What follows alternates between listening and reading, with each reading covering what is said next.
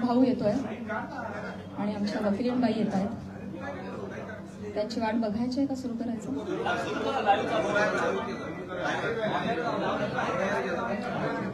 सगळ्यांना नम्रतापूर्वक नमस्कार. इतक्या मोठ्या संख्येनं तुम्ही सगळेजण आलात, शॉर्ट नोटीसवर आलात, मनापासून धन्यवाद.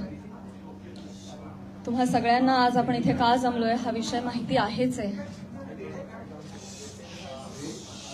बीड जिल्ह्यातील माननीय आमदार श्री सुरेश धस यांनी काल प्रसार माध्यमांशी बोलताना जी काही टिप्पणी केली त्या संदर्भात तीव्र निषेध व्यक्त करण्यासाठी आज मी तुम्हा सगळ्यांसमोर आलेली आहे. काल नाही तर गेले 1.5 महिन्यापासून हा सगळा प्रकार चालू आहे आणि गेले 1.5 महिने अत्यंत शांततेनं मी या सगळ्याला सामोरी जाते. सगळ्या ट्रोलिंगला, सगळ्या निगेटिव्ह कमेंट्सना. आणि ही माझी शांतता, माझी मूकसंमती नाहीये. मी माझ्यासारख्या अनेक महिला, कलाकार या सगळ्यांचीही हतबलता आहे. हे शांत राहणं तुम्हा सगळ्यांमुळे कुठे ना कुठेतरी आमच्यावर बेतलेलं आहे. एक व्यक्ती आपल्या कुठल्या तरी रागाच्या भरात, उद्वेगाच्या भरात काहीतरी बरळून जाते. त्यानंतर त्या 2 वाक्यांचा मीडिया 1000 व्हिडिओ करतो, तेवढेच शब्द पकडतो, त्याच्यावर 1000 व्हिडिओज बनतात युट्यूब चॅनल्सवर. मग एका सेलिब्रिटीला त्याच्यावर वक्तव्य करणं भाग पाडलं जातं. मग ती बोलते, मग परत पहिल्या व्यक्तीला वाटतं आता आपण बोललंच पाहिजे, मग ती परत व्यक्ती बोलते, मग आता परत बोलणं क्रमप्राप्त होतं कारण आता नाही बोलली का, गप्प बसली का, मागे हटली, मग ही परत व्यक्ती बोलते. ही चिखलफेक चालू राहते, महिलांची अब्रू निघत राहते आणि सगळ्यांचं मनोरंजन होतं. हे होऊ नये, सगळ्या समाज माध्यमांसमोर ही चिखलफेक होऊ नये म्हणून मी यात पडले नाही. मी शांत बसणं हा पर्याय स्वीकारला. या गटारात मी दगड टाकणं योग्य समजलं नाही. ऑल्सो मला असं वाटलं की हा विषय इतका खोटा आहे, ही गोष्ट इतकी धादांत खोटी आहे, त्याला काही बेस नाही. एका सांस्कृतिक कार्यक्रमामध्ये सत्कार स्वीकारताना काढला गेलेला एक फोटो, ती आमची एकमेव भेट, धन्यवाद, हा एकमेव संभाषण, एक शब्द, याच्यावरून एवढी आवई उठावी, त्याला मी का प्रत्युत्तर देऊ? जेव्हा त्या गोष्टीवर मी भाष्य करते 10 लोकांपर्यंतची गोष्टी 1000 लोकांपर्यंत पोहोचतात. ती जर गोष्ट खोटीच असेल तर ती किती काळ टिकणार, त्या गोष्टीला आपण किती महत्व द्यायचं? म्हणून मी त्या गोष्टीकडे दुर्लक्ष केलं. शांत बसणं मी योग्य समजलं आणि याला भरपूर साथ होती ती मी ज्या व्यक्तींबरोबर काम करते, ज्या संचाबरोबर काम करते, माझं कुटुंब, माझा मित्रपरिवार, सगळे आप्तेष्ट, महाराष्ट्रातली जनता, प्रेक्षक ज्यांचं प्रेम आहे माझ्यावर. कोणीही माझ्यावर एका शब्दानेही कधी शंकेच्या दृष्टिकोनातून पाहिलं नाही, कधीही मला विचारलं देखील नाही. प्रत्येक जण भेटला त्यावेळी हे म्हणाला, प्राजक्ता योग्य करतेस, शांत राहा, धीरानं सामोरी जा. या अशा आवया उठतात आणि निघून जातात, सरपास होतात, तू शांत राहा, धीरानं सामोरी जा. ह्या सगळ्यांचा माझ्यावरचा विश्वास नाही. मी आधी पूर्ण करेन माझं सगळं. माईक मध्ये सर्व इको होतो त्याच्यामुळे तुम्ही बोला सॉरी फॉर इंटरप्ट.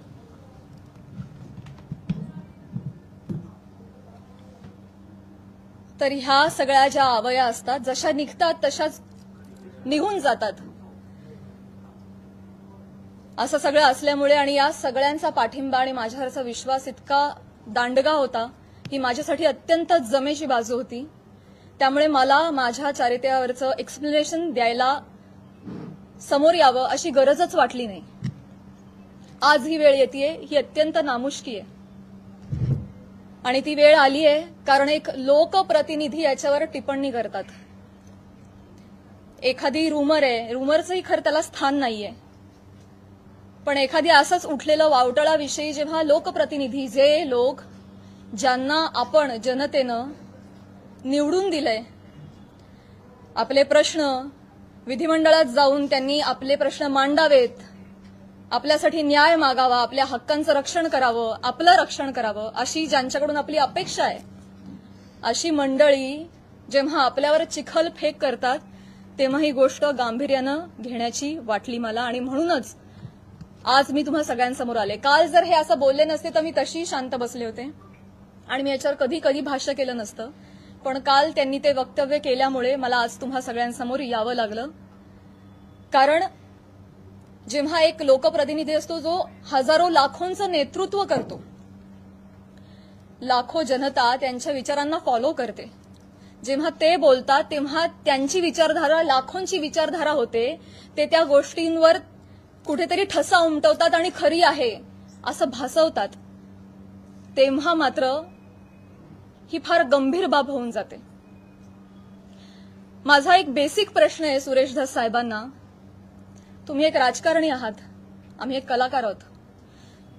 तुम्ही एका दुसऱ्या राजकारणावर कुठेतरी कुरघोडी करताय, टीका करताय, तुमचं जे काय चालू आहे, तुमचं जे काय चालू आहे लखलाभ, तुम्ही ते करत राहा. या सगळ्यांमध्ये तुम्ही कलाकारांना का खेचता?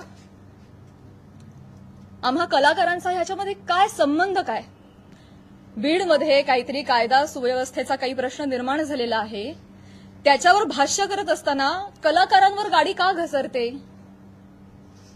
बर, ते इव्हेंट मॅनेजमेंट विषयी काहीतरी सांगत होते की यांच्याकडून शिकावं इव्हेंट मॅनेजमेंट, मान्य. पण मग महिला कलाकारांचीच का नावं येतात? का परळीला कधीच कोणी पुरुष कलाकार गेला नाही का कार्यक्रमाला? त्यांची नावं का नाही येत? इव्हेंटमॅनचं तुम्हाला जर एक उदाहरण द्यायचं आहे तर पुरुष कलाकारांची नावं घ्या ना. महिलांची नावं घेऊन अतिशय कष्टानं ज्या महिला अतिशय छोट्या फॅमिलीमधून येऊन संघर्षमय आयुष्य जगत मोठ्या होतात आणि आपलं एक नाव कमवतात, त्यांची प्रतिमा ते असं बोलून डागाळतात, हे कितपत योग्य आहे? तुम्हाला उदाहरण द्यायचे, तुम्ही पुरुष कलाकारांची नावं द्या. पण त्यांनी तसं केलं नाही. त्यांनी त्यांच्या वैयक्तिक स्वार्थासाठी फिल्म इंडस्ट्रीमध्ये काम करणाऱ्या महिलांची नावं घेतली, त्याचा वापर केला, गैरवापर केला. त्यांनी स्वतःचा टीआरपी वाढवण्यासाठी महिलांची नावं घेतली, अतिशय कुत्सितपणे टिप्पणी केली, अतिशय कुत्सितपणे. एक कलाकार म्हणून वेगवेगळ्या शहरांमध्ये जाणं, प्रेक्षकांचं मनोरंजन करणं हे कलाकारांचं काम आहे. आणि फक्त परळी नाही, महाराष्ट्राच्या कानाकोपऱ्यात जाऊन मी याही आधी कार्यक्रम केलेले आणि यापुढेही करत राहणार आणि सगळेच कलाकार करतात. याआधीही हजारो नेत्यांबरोबर, प्रतिथयश क्षेत्रातल्या सगळ्या मान्यवरांबरोबर फोटो आहेत. मग तो फोटोचा रेफरन्स उचलून तुम्ही कोणाही बरोबर असं नाव जोडून टाकणार का? हे एक महिला म्हणून, महिला कलाकार म्हणून मला अतिशय ही बाब निंदनीय वाटते. महाराष्ट्रातल्या राजकारण्यांना हे कृत्य शोभत नाही. बरं, ते जे बोललेत ते इतकं कुत्सित आहे. अच्छा, त्या पण येतात का परळीला? अच्छा अच्छा. कोणाला जर नवा चित्रपट वगैरे करायचा असेल तर परळी पॅटर्न अवलंबावा. त्यांचा जे काय जवळचा पत्ता वगैरे काय म्हणायचंय काय तुम्हाला? तुम्ही फक्त महिला कलाकारांच्या चारित्र्यावर शिंतोडे नाही उडवत आहात, महिलांच्या कर्तृत्वावर सुद्धा तुम्ही प्रश्नचिन्ह उपस्थित करताय. का? कुठल्याही पुरुषाच्या किंवा राजकारण्याच्या कुबड्यांशिवाय एखादी महिला स्वकर्तृत्वावर यशस्वी होऊ शकत नाही का?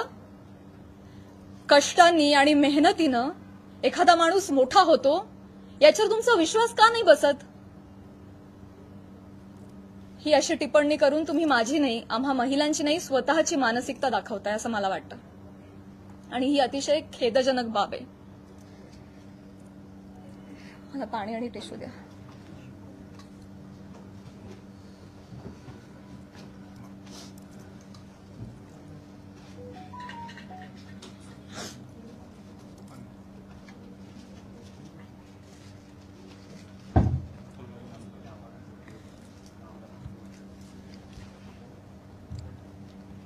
महिलांची अब्रू, स्पेशली फिल्म इंडस्ट्रीमधल्या महिलांवर फार सॉफ्ट कॉर्नर, फार सॉफ्ट टार्गेट, कोणी यावं, पटकन नावं घेऊन जावं. तुम्ही तुमच्या राजकारणासाठी मी विनंती करते, तुमच्या वैयक्तिक राजकारणासाठी तुम्ही फिल्म क्षेत्रामधल्या महिलांच्या नावाचा गैरवापर करणं बंद करावं, अशी मी त्यांना विनंती करते. आणि ज्या कुत्सितपणे त्यांनी टिप्पणी केली आहे, या सगळ्या गोष्टीचा प्रसार माध्यमांसमोर हशा पिकवण्यासाठी त्यांनी उपयोग केलेला आहे. हे वागणं महाराष्ट्रातल्या राजकारण्यांना शोभत नाही. ही अतिशय निंदनीय बाब आहे. आणि म्हणूनच ज्या कुत्सितपणे त्यांनी टिप्पणी केली आहे आणि हशा पिकवलाय, प्रसार माध्यमांसमोर कसं बोलावं, काय बोलावं, याचं ज्यांना भान नाहीये त्यांना मी विनंती करते की त्यांनी तितक्याच विनम्रतेनं माझी जाहीर माफी मागावी. आणि फक्त माझीच नाही, माझ्याबरोबर अनेक महिलांचा त्यांनी चुकीचं नाव घेऊन उल्लेख केलेला आहे. आणि या गोष्टीचा एक उपयोग करून मी सगळ्यांना त्यांना हेही सांगू इच्छिते की अशा पद्धतीनं कुठल्याही राजकीय गोष्टीसाठी फिल्म इंडस्ट्रीमधल्या महिलांच्या नावाचा गैरउपयोग होता कामा नये. पुढे जाऊन मी हेही सांगू इच्छिते, मी आज महिला आयोगाकडे तक्रार केलेली आहे. फोन सायलेंट करा. महिला आयोगाकडे दुपारी तक्रार नोंदवलेली आहे. मी त्यांनाही रिक्वेस्ट केलेली आहे की कायद्याच्या चौकटीत राहून तुम्ही याच्यावर योग्य ती कारवाई करावी. मी देखील कायदेशीर कारवाई करत राहीन. याचबरोबर माननीय मुख्यमंत्री साहेब, उपमुख्यमंत्री साहेब यांना देखील मी विनंती करते, काय या दोन व्यक्ती दोन वाक्य बोलून गेल्या, पण प्रसार माध्यमं तेवढीच दोन वाक्य घेऊन त्याचे 1000 व्हिडिओ बनवतात. इतके वाईट मथळे देतात, हेडलाईन्स देतात. समोरच्या माणसाच्या आयुष्यात तुमच्या या मथळ्यांमुळे एक वादळ येऊ शकतं, त्यांच्या करिअरवर परिणाम होऊ शकतो, त्यांची प्रतिमा डागाळली जाऊ शकते, त्यांचं करिअर बर्बाद होऊ शकतं, ते डिप्रेस होऊ शकतात, ते आत्महत्या करू शकतात. तुम्हाला काळजी वाटत नाही या गोष्टीची? आपण आपला टीआरपी वाढवण्यासाठी, आपण आपला एक सेट टार्गेट अचीव्ह करण्यासाठी कुठल्या थराला जाऊन बातमी करतो, त्याचं किती वेगवेगळ्या पद्धतीनं. आता फॉर एन एक्झाम्पल, कालच मी बातमी वाचली आणि ती इतकी हर्टफुल होती. बीडमधील हत्या प्रकरणात आता प्राजक्ता माळींचंही नाव जोडलं जातंय. काय संबंध, काय दोन गोष्टींचा? आपण काय हेडलाईन्स करतो त्याचा समोरच्या माणसावर. ही माझी आई रात्रभर झोपली नाही, 1.5 महिना, मला वाटत नाही तिला शांत झोप लागली असेल. एक कमेंट नाही जी यांनी वाचली नाही. हा माझा भाऊ, यांनी सोशल मीडिया बंद करून टाकला, सगळे अकाउंट्स डिलीट केले. आज हा प्रसंग फक्त माझ्याशी निगडीत राहिलेला नाहीये, हा माझ्या कुटुंबावर त्याचा परिणाम होतोय आणि अत्यंत वाईट परिणाम होतोय. समाजामध्ये अशा पद्धतीनं प्रतिमा डागाळली जाणं एका मुलीची, आणि स्पेशली फिल्म क्षेत्रामध्ये काम करणाऱ्या मुलीची, ह्याला तोंड देणं अजिबात सोपी गोष्ट नाहीये. तुम्ही सगळेजण हे समजू शकता. तर तुम्हा सगळ्यांना ही विनंती आणि माननीय मुख्यमंत्री साहेबांना ही विनंती की त्यांनी याबाबत काहीतरी ठोस कारवाई करावी. बेसलेस पुरावा कुठलाही असल्याशिवाय कोणीही बातमी करू नये, अशा पद्धतीचे त्यांनी आदेश द्यावेत. या निमित्तानं मी करुणाताईंना सुद्धा विनंती करू इच्छिते आणि हे सांगू इच्छिते की तुम्ही स्वतः एक महिला आहात. तुम्हाला महिलांना होणारा त्रास तुम्ही समजू शकता. या पुरुष प्रधान संस्कृतीमध्ये जर महिलाच महिलांच्या पाठीशी उभ्या नाही राहिल्या आणि चिखलफेक करत राहिल्या तर कसं होणार? मी सांगू इच्छिते की तुम्हाला जी माझ्या बद्दलची माहिती मिळाली आहे ती अत्यंत चुकीची आहे. तुमच्या माहितीचा जो स्रोत आहे तो चुकीचा आहे करुणाताई. आणि आय एम शुअर की इथून पुढे तुम्ही कुठल्याही गोष्टीची खातरजमा केल्याशिवाय, शहानिशा केल्याशिवाय तुम्ही असं वक्तव्य करणार नाही आणि महिलांच्या बाबतीत तुम्ही देखील संवेदनशील राहाल अशी मी खात्री बाळगते आणि ही मी तुम्हाला विनंती करते. आणि मुख्यमंत्री साहेबांनाही विनंती करते की एका कार्यक्रमातला एका मंत्र्याबरोबरचा एक फोटो याच्यामुळे इतकं वादंग उठावं आणि इतकी आवई उठावी आणि त्याच्यावर हजारो न्यूज पोर्टल्सनी, युट्यूब चॅनल्सनी ह्याच्या न्यूज बनवाव्यात आणि वाटेल तसे ते लाईक्स आणि सबस्क्रिप्शन वाढवत राहावेत. त्यांना भीती नाहीये की याच्यावर कोणीही काहीतरी ऍक्शन घेईल म्हणून ते हे करतायत. म्हणून अशा पद्धतीनं महिला कलाकारांची अब्रू वेशीला टांगली जाते. तर याबाबत काहीतरी कडक कारवाई त्यांनी केली पाहिजे. आणि असं जर होत राहिलं, आता 1000 कार्यक्रमांवर 1000 माणसांबरोबर नावं जोडली गेली तर मला सांगा इथून पुढे कलाकार सुद्धा कुठल्याही राजकीय नेत्यांनी आयोजित केलेल्या कुठल्याही सांस्कृतिक कार्यक्रमाला जातील का हो? ते सुद्धा धजावणार नाहीत. पुढची भविष्यातली मंडळी सुद्धा विचार करतील, अरे कलाक्षेत्रात पाठवायला नको पोरांना, ते काय बरं नाही. आमचं कलाक्षेत्र बदनाम नाहीये, ही सगळी मंडळी त्याला बदनाम करतात. आम्ही मनोरंजन करण्याचं काम करतो, तुम्ही आमची नावं मनोरंजनासाठी वापरता, स्वार्थासाठी वापरता, स्वतःचा टीआरपी वाढवण्यासाठी वापरता. हे अत्यंत चुकीचं आहे. आणि स्पेशली महिलांची नावं पटकन कशी तोंडावर येतात, पुरुषांची नावं का येत नाहीत, यासाठी एक टूल बनवलं जातंय महिला कलाकारांना. ह्याबद्दल मला खेद वाटतो. आणि मी पुन्हा एकदा सांगेन की मुख्यमंत्र्यांना विनंती की तुम्ही याबाबत ठोस कारवाई करावी, आदेश द्यावेत. सुरेश धसांना मी विनंती केलेलीच आहे की त्यांनी जाहीर माफी मागावी. आणि या निमित्तानं मी प्रसार माध्यमांना सुद्धा विनंती करेन. मी पुन्हा तेच बोलतेय, अनेक युट्यूब चॅनल्स, माझी सोशल मीडियाची टीम लीगल नोटीस पाठवून थकली. एक युट्यूबचा व्हिडिओ डाऊन होतो तर 3 रोज नव्याने उभे राहत होते. तर एखाद्या गोष्टीचा एक संदर्भ घेऊन तुम्ही वाटेल ते मथळे देऊन जे न्यूज करता, तुम्ही सुद्धा कुठेतरी या बाबतीत स्पेशली महिलांच्या चारित्र्यासंबंधात असलेल्या गोष्टींवर तुम्ही तरी संवेदनशीलता दाखवणार आहात की नाही? टीआरपीसाठी, तुमचं टार्गेट कंप्लीट करण्यासाठी किती खालच्या थराला जाऊन तुम्ही बातम्या करता, हे योग्य आहे का? असे मला तुम्हालाही प्रश्न विचारायचे आणि तुम्हालाही विनंती करायची की आपण सुद्धा एक सभ्यतेची पातळी सोडली नाही पाहिजे. आपण महाराष्ट्रात राहतो, महाराष्ट्र अतिशय सुज्ञ मंडळींचा प्रदेश आहे आणि तुम्ही कोणीही अशा पद्धतीनं मुळात आदेश आले पाहिजेत, त्याच्यावर ठोस कारवाई झाली पाहिजे. आणि आपण एक माणूस म्हणून सुद्धा, एक मराठी माणूस म्हणून सुद्धा आपण सुद्धा आपल्याला काहीतरी नियम घालून घेतले पाहिजेत असं मला वाटतं. मी माझं पूर्ण करते भाऊ. या निमित्तानं महाराष्ट्रातल्या जनतेला सुद्धा मला म्हणायचं आहे की आपण आता एआयच्या जमान्यात आहोत. सोशल मीडियावर वाटेल तसे लोक व्यक्त होत आहेत.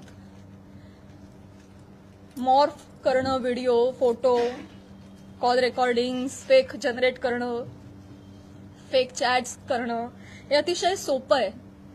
डाव्या हाताचा मळ आहे. आता हे फार अवघड नाही राहिलेलं आहे.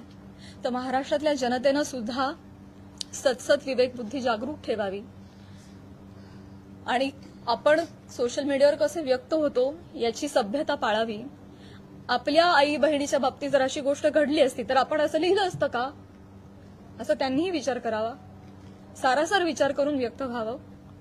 सगळ्यांनीच ही जी बाब आहे ती अतिशय गांभीर्यानं घ्यावी. इथे मी फक्त माझ्या न्यायासाठी नाही बोलत आहे. इथे मी आज सगळ्या सिने क्षेत्रात, कला क्षेत्रात काम करणाऱ्या सगळ्या महिलांच्या वतीनं बोलतीये. आज त्यांचं प्रतिनिधित्व करते असं मी म्हणेन की समाजामध्ये उजळ माथ्यानं जगण्यासाठी आम्हाला एक फ्रीडम असलं पाहिजे, एक मान सन्मान ठेवला गेला पाहिजे. यासाठी तुम्ही सुद्धा ती डिग्निटी पाळणं गरजेचं आहे आणि तो मान सन्मान देणं गरजेचं आहे असं मला वाटतं आणि तुम्ही ते कराल अशी मी आशा व्यक्त करते. एक प्रश्न असा होता आता आपण ज्या पद्धतीने आता एकच प्रश्न आहे सुरेश दास महिला आयोगाकडे आपण अच्छा ओके वन बाय वन जाऊया. महिला आयोगाकडे प्राजक्ता माळींची माफी मागणार नाही. सुरेश दास म्हणताय प्राजक्ता माळींची मी जाहीर माफी मागणार नाही. मी त्यांना मागणी केलेली आहे. त्यांनी ज्या कुत्सितपणे हशा पिकवण्यासाठी हा मुद्दा उचललाय ज्याला काही बेस नाही, तर मी मागणी केलेली आहे आणि मला खात्री आहे की माननीय मुख्यमंत्री साहेब, माननीय उपमुख्यमंत्री साहेब महिला आयोग याच्यावर कठोर कारवाई करतील आणि योग्य ती गोष्ट घडवून आणतील. महिला आयोगाकडे आपण तक्रार दाखल केलेली आहे. आपण कायदेशीर पाऊल म्हणजे पोलीस स्टेशनमध्ये जाऊन धस यांच्या विरोधात काही तक्रार दाखल करणार आहात का? ज्या पद्धतीने आता ते म्हणतायत की आम्ही माफी मागणार नाही म्हणून, तर आपण कायदेशीर पाऊल नेमकं काय उचलणार आहात? महिला आयोगाकडे तक्रार दिलेली आहे. आज किंवा उद्या मुख्यमंत्री साहेबांची भेट मला मिळणार आहे. त्यांना समक्ष जाऊन मी पत्र देणार आहे. उपमुख्यमंत्री साहेबांना जाऊन भेटणार आहे. त्यांना देखील समक्ष जाऊन पत्र देणार आहे, निवेदन करणार आहे. आणि जर गोष्ट काही घडली नाही आणि ही देखील महिला म्हणून हलक्यात घेतली तर डेफिनेटली माझ्या वकिलांमार्फत मी योग्य ती कारवाई करेन. आणि माझ्या एकटीच्या न्यायासाठी नाही, मी समस्त कला क्षेत्रात काम करणाऱ्या महिलांच्या वतीनं पाऊल उचलेन.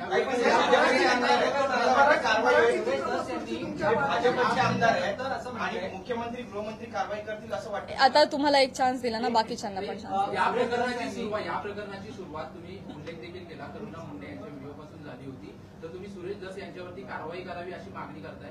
करुणा मुंडे यांची तक्रार तुम्ही महिला आयोगाकडे केली का किंवा करणार आहात का?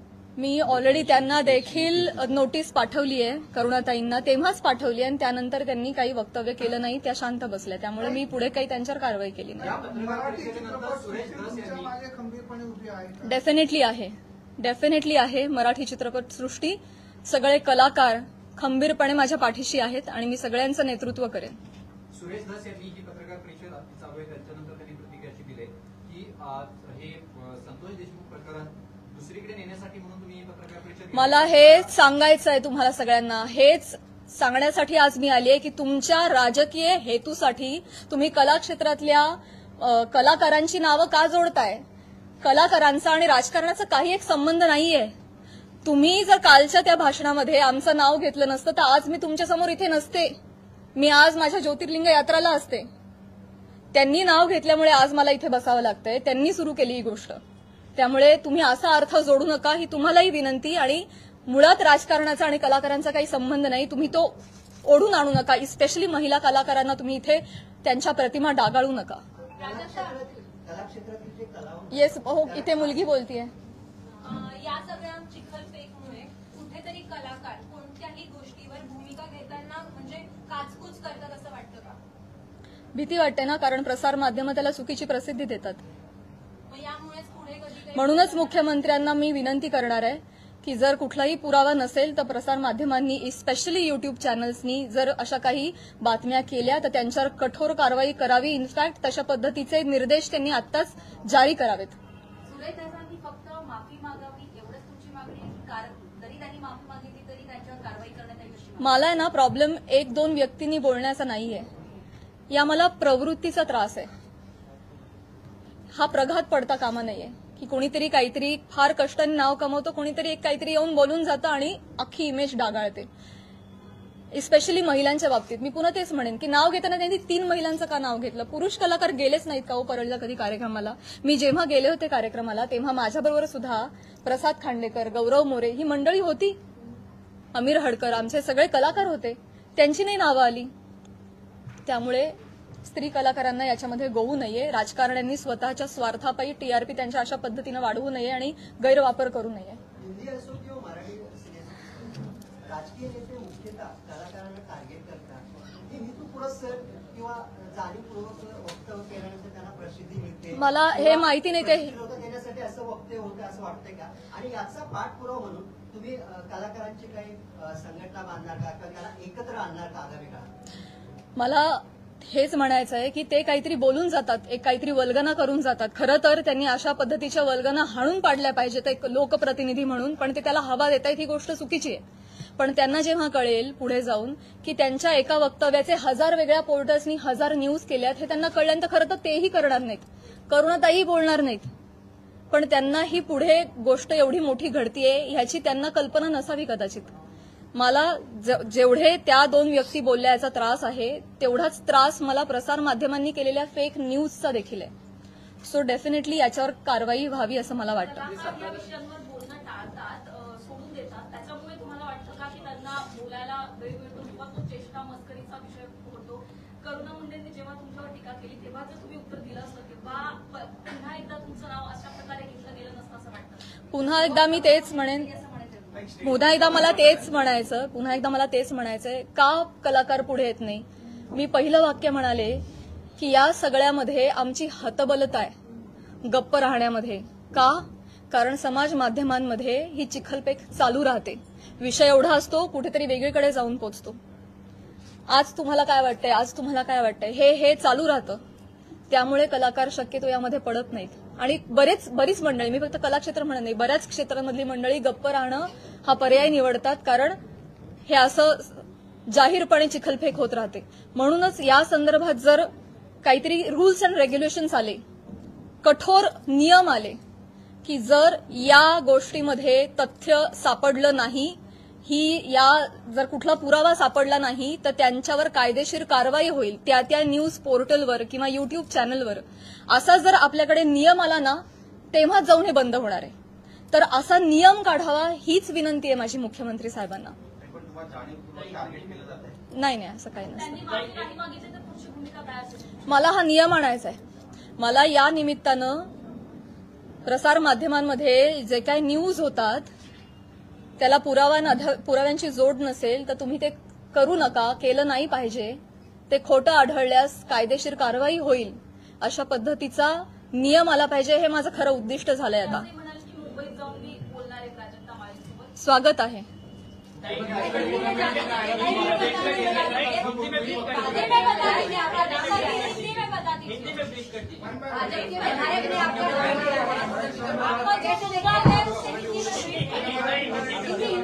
ओके, एका पत्रकाराला एकच देते. एका पत्रकाराला 4 वेळा संधी नाही मिळू शकणार.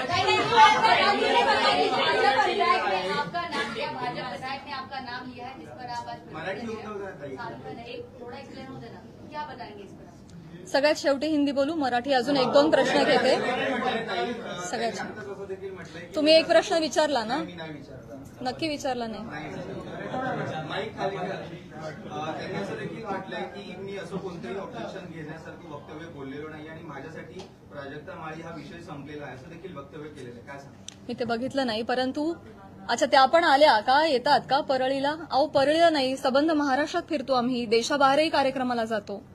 परळी पॅटर्न, जवळचा पत्ता, तुम्हाला जर चित्रपट बनवायचा असेल तर परळी पॅटर्न म्हणजे म्हणायचं काय?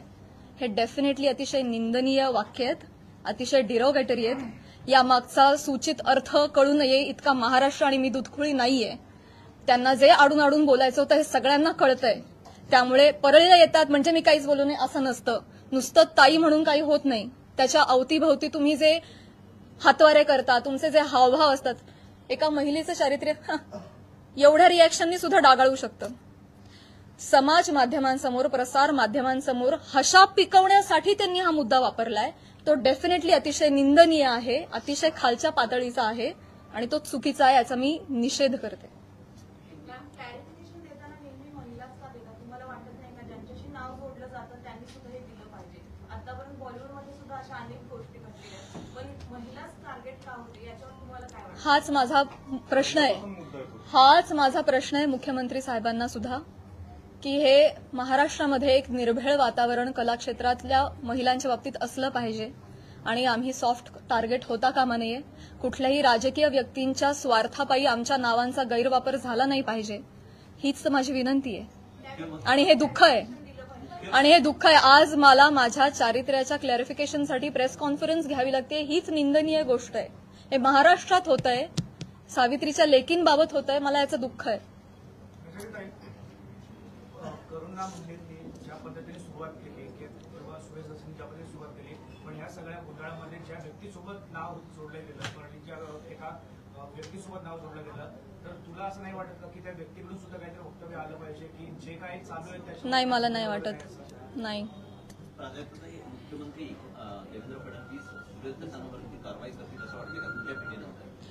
मी म्हटलं ना, त्यांनी माफी मागणं, त्यांनी बोलणं, त्यांना हा प्रकार चुकीचा आहे हे कळलं पाहिजे. त्याचे परिणाम काय होतात हे कळलं पाहिजे आणि पुढे जाऊन या बाबतीत कठोर नियम झाले पाहिजेत. हे आता माझं मोठं उद्दिष्ट आहे. एका व्यक्ती संदर्भात तेवढा मुद्दा, त्यांची माफी, एवढा छोटा विचार मी नाही करणार. या बाबतीत काहीतरी कठोर निर्णय झाले पाहिजेत, काहीतरी रूल्स अँड रेग्युलेशन्स बसले पाहिजेत. इथून पुढे कुठल्याही महिला कलाकाराला, ही मी आज ह्या सगळ्या गोष्टीची पार्श्वभूमी घेऊन म्हणते, भविष्यात मला किंवा कला क्षेत्रात काम करणाऱ्या कुठल्याही महिलेला अशा पद्धतीच्या गोष्टींना सामोरं जायची वेळ येऊ नये यासाठी मी प्रयत्न करेन. आता तुम्ही म्हणाला की कला राजाश्रय मिळालेले मुक्ती होते आणि असंही म्हणाला की महाराष्ट्रात आम्ही जर नाहीच फिरलो रसिकांचं कसं मनोरंजन होणार. अगदी बरोबर आहे, पण तुम्ही बाहेर नाही गेला तर त्याचं तुमचं नुकसान आहे, तुमचीच कला जनतेसमोर येणार आहे असं वाटत नाही तुम्हाला? मला प्रश्न नाही कळला. ठीक आहे. कलेला राजाश्रय मिळाल्यानंतरच ती कला मोठी होती.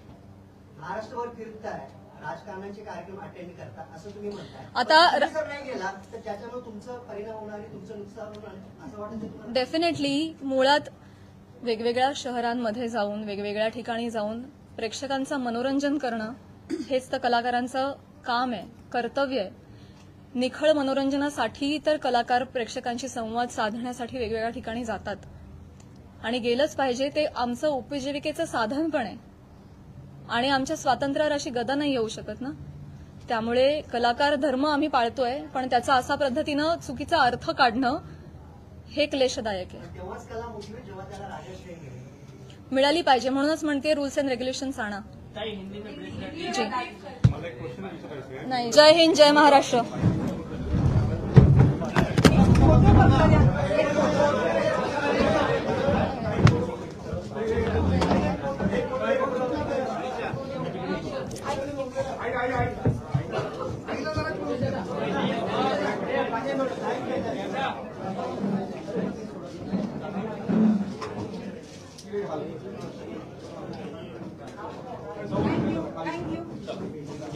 धन्यवाद.